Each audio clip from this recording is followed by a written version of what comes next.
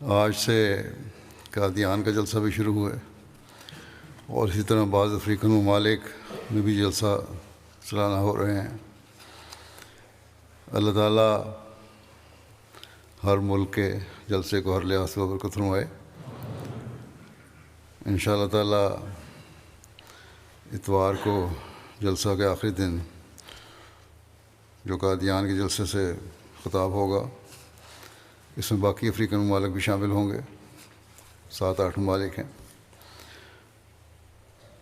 اور کوشش ہوگی کہ ان کو MTA کے ذریعے یہاں براہ راست ملا بھی دیا جائے۔ بہرحال اب جب کہ ان ممالک میں لوگ ایک جگہ جمع ہو کر خطبہ بھی سن رہے ہوں گے، تو جو سننے کا ایک خاص ماحول بھی بنا ہوا ہے، تو اس لحاظ سے میں نے مناسب سمجھا کہ حضرت مسیح موعود علیہ الصلوۃ والسلام کے الفاظ میں وہ باتیں پیش کروں جن میں آپ کو اپنی بعثت کے مقصد اور جماعت کے مقصد کے بارے میں بیان ہے،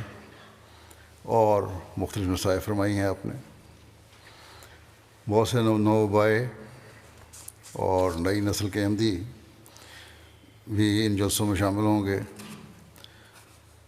جن تک حضرت مسیح علیہ السلام کے الفاظ میں یہ باتیں نہیں پہنچی ہوں گی، تو ان کو بھی جاننا ضروری ہے، تاکہ اپنے ایمان و یقین اور اخلاص و وفا میں ان دنوں میں خاص طور پر کوشش کریں اور ترقی کریں۔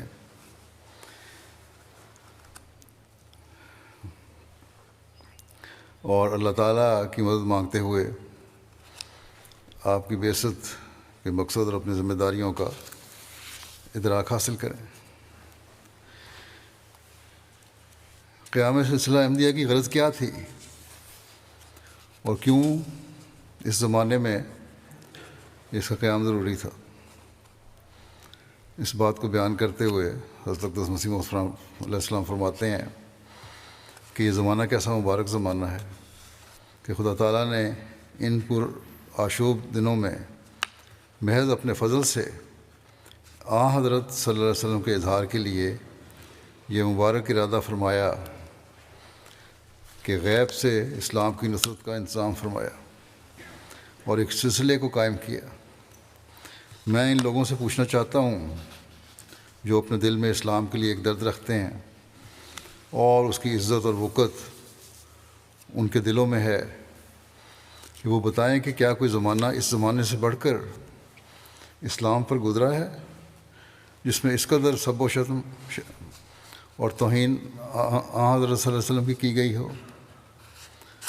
قرآن شریف کی حد تک ہوتی ہو؟ پھر مجھے مسلمانوں کی حالت پر سخت افسوس اور دلی رنج ہوتا ہے، اور بعض وقت میں اس درد سے بے قرار ہو جاتا ہوں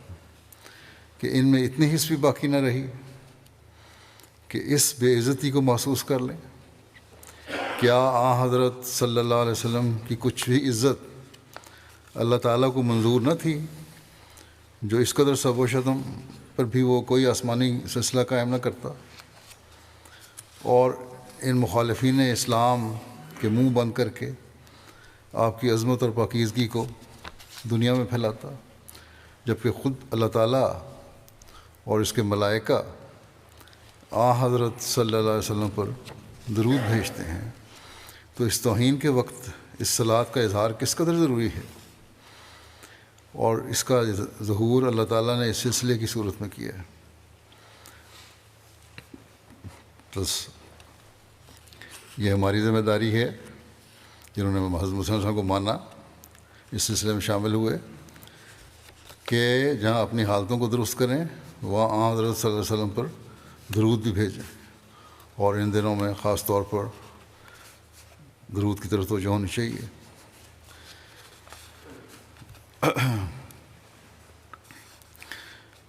جب ہم زیادہ سے زیادہ درود بھیجیں گے حضرت صلی اللہ علیہ وسلم پر،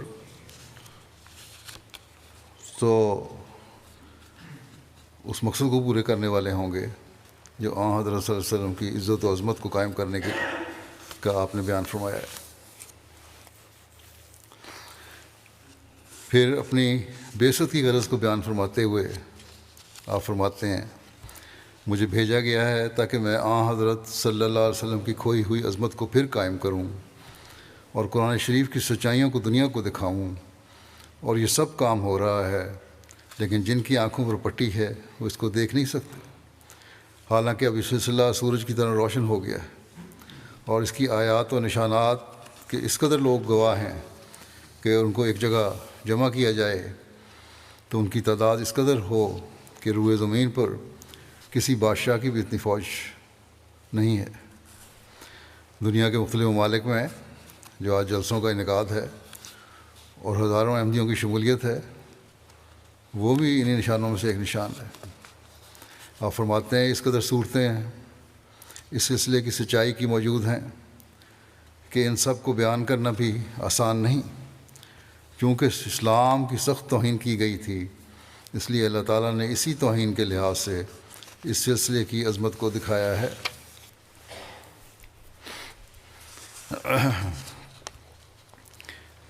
پھر آپ فرماتے ہیں کہ یہ زمانہ بھی روحانی لڑائی کا ہے، شیطان کے ساتھ جنگ شروع ہے۔ شیطان اپنے تمام ہتھیاروں اور مکروں کو لے کر اسلام کے قلعے پر حملہ آور ہو رہا ہے، اور وہ چاہتا ہے کہ اسلام کو شکست دے، مگر خدا تعالیٰ اس وقت شیطان کی آخری جنگ میں اس کو ہمیشہ کے لیے شکست دینے کے لیے خدا تعالیٰ نے اس وقت شیطان کی آخری جنگ میں اس کو ہمیشہ کے لیے شکست دینے کے لیے اس سلسلے کو قائم کیا ہے۔ بس یہ ہر احمدی کو اپنی ذمہ داری کی طرف توجہ دلاتی ہے بات۔ آپ فرماتے ہیں مبارک وہ جو اس کو شناخت کرتا ہے، اور اب تھوڑا زمانہ ہے، ابھی ثواب ملے گا، لیکن عنقریب وقت آتا ہے کہ اللہ تعالیٰ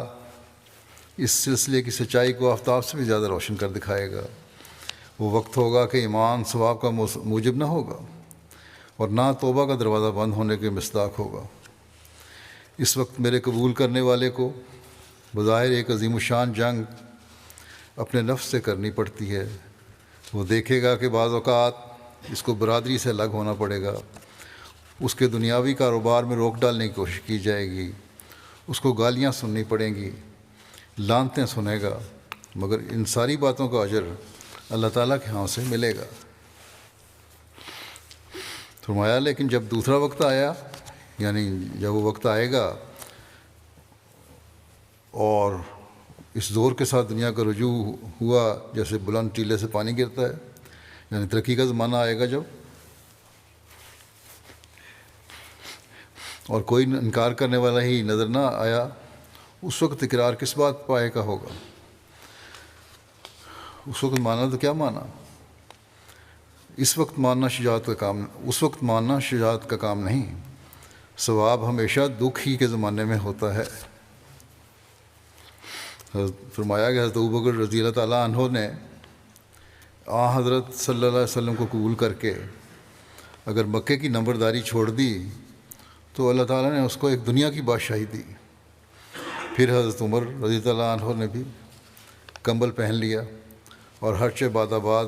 ماں کشتی در آب انداختیں، یعنی ہم نے کشتی پانی میں ڈال دی، اب جو ہونا ہے ہو، اس کا مصداق ہو کر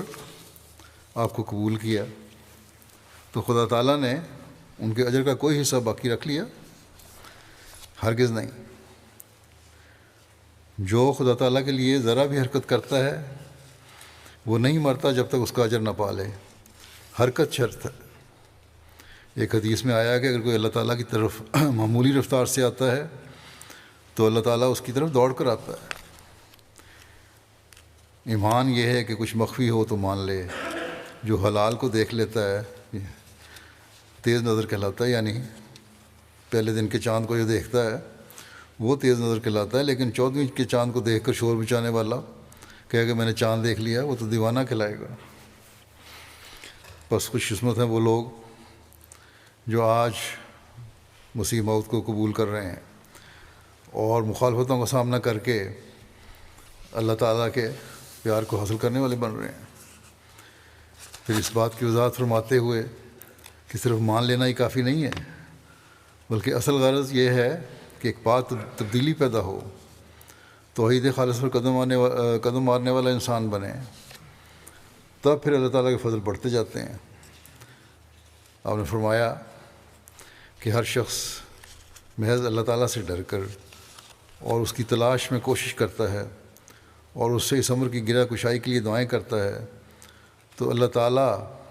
جو شخص محض اللہ تعالیٰ سے ڈر کر اس کی راہ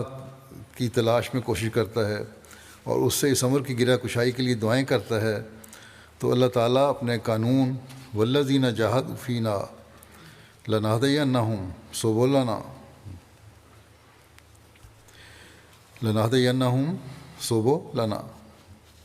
یعنی جو لوگ ہم میں سے ہو کر کوشش کرتے ہیں، ہم اپنی راہیں ان کو دکھا دیتے ہیں کہ موافق خود ہاتھ پکڑ کر راہ دکھا دیتا ہے اور اسے اطمینان قلب عطا کرتا ہے، اور اگر خود دل ظلمت کدہ ہو اور زبان دعا سے بوجھل ہو اور اعتقاد شرک و بدعت سے ملوث ہو، تو وہ دعا ہی کیا ہے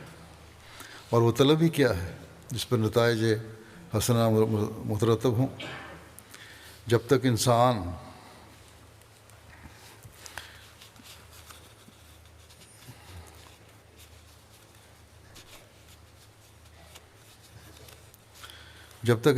پاک دل اور صدق و خلوص سے تمام ناجائز رستوں اور امید کے دروازوں کو اپنے اوپر بند کر کے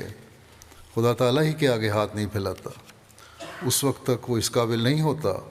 کہ اللہ تعالیٰ کی نصرت اور تائید اسے ملے۔ لیکن جب وہ اللہ تعالیٰ ہی کے دروازے پر گرتا اور اسی سے دعا کرتا ہے تو اس کی یہ حالت جاذب نصرت اور رحمت ہوتی ہے۔ خدا تعالیٰ آسمان سے اس کے دل کے کونوں میں جھانکتا ہے، اور اگر کسی کونے میں بھی کسی قسم کی ظلمت یا شرک اور بدعت کا کوئی حصہ ہوتا ہے تو اس کی دعاؤں اور عبادتوں کو اس کے منہ پر الٹا مارتا ہے اور دیکھتا ہے کہ اس کا دل ہر قسم کی نفسانی اغراض اور ظلمت سے پاک صاف ہے، تو اس کے واسطے رحمت کے دروازے کھولتا ہے اور اسے اپنے سائے میں لے کر اس کی پرورش کا خود ذمہ لیتا ہے۔ فرمایا کہ اس سلسلے کو اللہ تعالیٰ نے خود اپنے ہاتھ سے قائم کیا ہے، اور اس پر بھی ہم دیکھتے ہیں کہ بہت سے لوگ آتے ہیں اور وہ صاحب اغراض ہوتے ہیں۔ اگر اغراض پورے ہو گئے تو خیر، ورنہ کدھر کا دین اور کدھر کا ایمان۔ بعض لوگ بیعتی مقصد کے لیے کرتے ہیں کسی، اس کی مزید وضاحت دوسری جگہ اس طرح ہوئی ہے۔ فرمایا کہ اغراض نفسانی شرک ہوتے ہیں، وہ قلب پر حجاب لاتے ہیں۔ اگر انسان نے بیعت بھی کی ہوئی ہو تو پھر بھی اس کے لیے ٹھوکر کا باعث ہوتے ہیں۔ ہمارا سلسلہ تو یہ ہے کہ انسان نفسانیت کو ترک کر کے توحید خالص پر قدم مارے۔